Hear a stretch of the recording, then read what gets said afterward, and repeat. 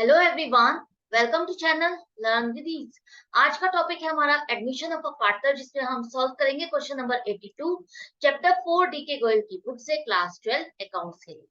तो तीन पार्टनर है, एबीसी प्रॉफिट शेयरिंग रेशियो 5:3:2 और डी एक नया पार्टनर उनको ज्वाइन करने जा रहा है 1/4 शेयर ऑफ प्रॉफिट के लिए, जो कि उसको ए और बी से मिल रहा है इक्वली। अब यहाँ पर टोटल कैपिटल फर्म की कितनी होनी चाहिए वो दी गई है 3,20,000 रुपए। डी को अपना शेयर ऑफ कैपिटल इसी के प्रोपोर्शन में लेकर आना, मतलब कि 3,20,000 अगर टोटल फर्म की कैपिटल है तो आपको 1/4 कैपिटल कितनी होगी डी की वो बतानी है। इसके बाद जो बाकी के पार्टनर्स है ए बी सी, उनकी कैपिटल भी प्रोपोर्शनेट बतानी है, कैलकुलेट करनी है न्यू प्रॉफिट शेयरिंग रेशियो के according. Total capital of firm की जो कैपिटल है उसके अकॉर्डिंग कितनी सबकी कैपिटल बनेगी वो बतानी है। ऑलरेडी कैपिटल कितनी है उनकी आफ्टर एडजस्टमेंट वो दी गई है। तो इसमें आपको करना क्या है, जर्नल एंट्रीज पास करनी है नेसेसरी एडजस्टमेंट से रिलेटेड। क्वेश्चन सुपर इजी है, अगर आपने लास्ट क्वेश्चन को प्रैक्टिस किया है तो उसका ये कुछ भी नहीं है, उसका सिंपली छोटा सा पार्ट है ये क्वेश्चन।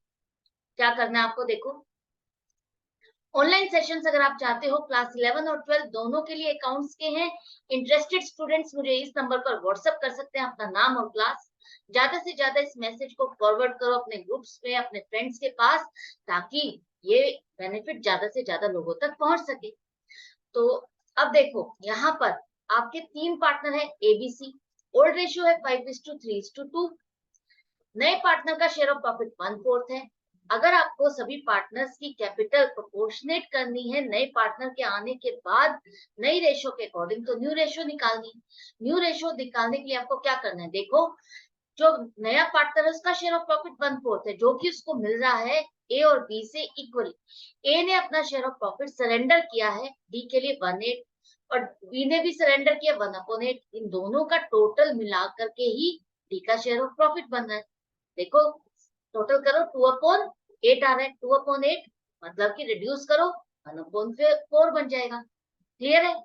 अब यहाँ पर जब इन दोनों ने अपना शेयर ऑफ प्रॉफिट सरेंडर किया है तो इनका शेयर ऑफ प्रॉफिट चेंज हो जाएगा, जो पहले था उससे कम हो जाएगा, चेंज हो जाएगा। तो ए का नया शेयर ऑफ प्रॉफिट क्या होगा, 5/10 माइनस जितना उसने सरेंडर कर दिया 1/8, तो नई फ्रैक्शन आ जाएगी 15/40। इसी तरह से बी का 3/10 था पहले, 1/8 उसने सेक्रीफाइस कर दिया, तो नई फ्रैक्शन आ जाएगी 7/40। इन दोनों के न्यू प्रॉफिट शेयरिंग रेशियो से रिलेटेड ये फ्रैक्शन। सी ने कुछ भी सरेंडर नहीं किया, कुछ भी गेन नहीं किया, उसका एज इट इज है, पहले जैसे था वैसे ही अब भी है, तो उसका शेयर की फ्रैक्शन क्या रहेगी 2/10। डी का आपको पता है, सभी पार्टनर्स की फ्रैक्शन आपके पास आ गई है न्यू प्रॉफिट के अकॉर्डिंग। अब आप इसको कन्वर्ट कर दो रेशो में। रेशो में कन्वर्ट करना है तो डिनोमिनेटर सेम करना है, डिनोमिनेटर सेम करने के लिए एलसीएम निकालो और अब आपके पास रेशो आ गई 15:7:8:10। ये जो रेशो है इसके अकॉर्डिंग आपको ये जो कैपिटल दी गई है 3,20,000 रुपए, उसमें बताना है कि सबका शेयर ऑफ कैपिटल क्या बनेगा।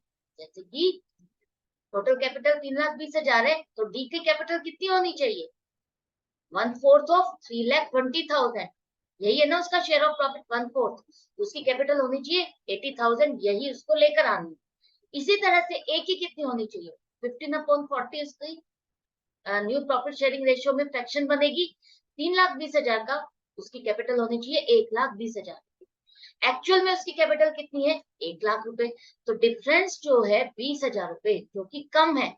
होनी चाहिए 1,20,000, है उसकी 1,00,000, तो उसको प्रोपोर्शनेट करने के लिए अपनी शेयर ऑफ प्रॉफिट के प्रोपोर्शन में करने के लिए कैपिटल उसको 20,000 रुपए फर्म में पैसा और लाना होगा। इसी तरह से बी का देखो, बी का शेयर ऑफ प्रॉफिट 7/40 है, उसका आएगा 56,000। 56,000 की उसकी कैपिटल होनी चाहिए, लेकिन उसकी कैपिटल कितनी है 75,000, उसकी ज्यादा कैपिटल होनी चाहिए 56, लगाई हुई कितनी है उसने 75,000। तो उसको प्रोपोर्शन में करने के लिए पैसा विड्रॉ करना होगा, कैपिटल विड्रॉ करनी होगी कितनी 19,000। सी का देखो, सी की कैपिटल कितनी होनी चाहिए 8/40 मल्टीप्लाइड बाई 3,20,000, 64,000 की उसकी कैपिटल होनी चाहिए। उसने कितनी लगाई हुई है? 60,000 रुपए। तो डिफरेंस 4,000 रुपए कम है उसका कैपिटल, उसी कम है कैपिटल 4,000 रुपए से, तो उसको 4,000 रुपए फर्म में पैसा लाना होगा। अब इन सबकी जर्नल एंट्रीज क्या बनेगी देखो।